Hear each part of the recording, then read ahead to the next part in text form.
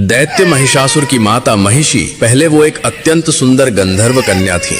बाद में वो एक भैंसिनी बनी। पहले उनकी सुंदरता इतनी अद्भुत थी कि अप्सराएं भी उनके सामने फीकी लगती थीं। एक दिन महिषी अपनी सहेलियों के साथ एक सुंदर तालाब में मस्ती कर रही थीं। सभी एक दूसरे के ऊपर पानी उठाकर हंसी ठठोली वे सब मग्न थीं। तभी महिषी की दृष्टि पास ही बैठे एक ऋषि पर पड़ी जो ध्यान मग्न होकर तपस्या कर रहे थे। महिषी के मन में शरारत सूझी। वो धीरे से ऋषि के पास जाकर जानबूझकर कीचड़ भरा पानी ऋषि के ऊपर उछालने लगी, जिससे ऋषि का ध्यान भंग हो गया। ऋषि ने जब नेत्र खोले तो उस गंधर्व कन्या की हरकत देखकर क्रोधित हो उठे।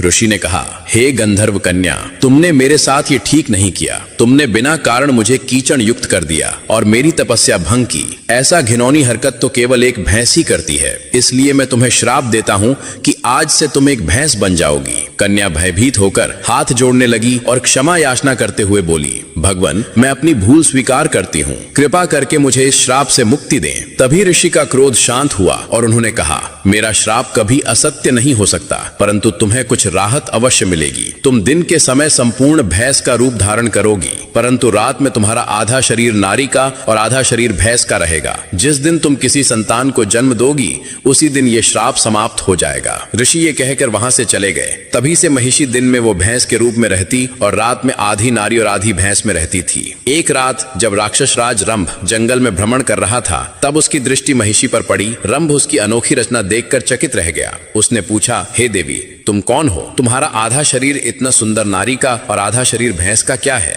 महिषी ने अपनी पूरी सच्चाई राजा रंभ को सुनाई। रंभ उसकी बातों से मोहित हो गया और एकांत में उससे विवाह कर लिया। कुछ समय बाद महिषी गर्भवती हो गई। उसी बीच रंभ ने देवताओं पर आक्रमण किया, परंतु युद्ध में रंभ मारा गया। रंभ के निधन के बाद महिषी ने एक बालक को जन्म दिया, जिसका आधा शरीर भैंस का और आधा शरीर राक्षस का था। उसी कारण उसका नाम महिषासुर पड़ा। लेकिन वह अपनी इच्छा अनुसार कभी पूर्ण राक्षस का रूप ले सकता था और कभी विशाल भैंस का रूप ले सकता था। आगे चलकर महिषासुर इतना शक्तिशाली हो गया कि स्वयं माता दुर्गा ने उसका वध कर दिया। अब माता दुर्गा को अपने दिल से मानने वाले भक्त कमेंट में जय माता दुर्गा अवश्य लिखें।